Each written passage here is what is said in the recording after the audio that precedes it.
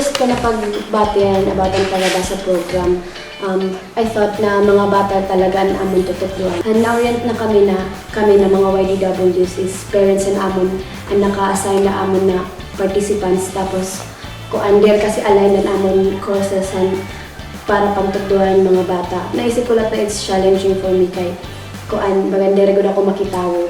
Pero naisip ko lang na it's a door for me to enter para makita ko ang iba-iba nga behavior ng isang tao.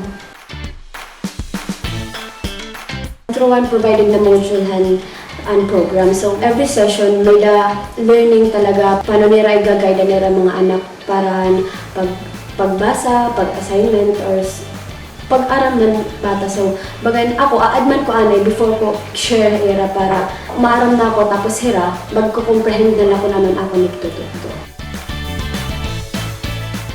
Even though din pagod ako nag-share ng gin-admin na module, hira mismo na parents maaram nila kung ano nila ginihimo, then ada nila ira kalugarin niya, sugada nila nahihimo para nila anak. So kung ano na ada module, nahihimo ngayon na talaga nila anak. So kailangan nila ipadayon lang kung ano nila ginihimo.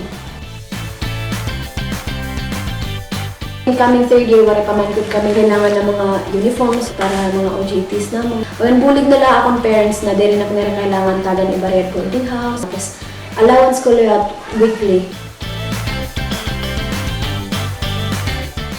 DSWD, except thankful ako nga napili liwat ako as one of the YDWs. Mag-ara per expansion na paapin pa ibang mga leaders ng kabataan. It's really a big help. And I'm thankful ako nga api ako nga napili ako nga YDW.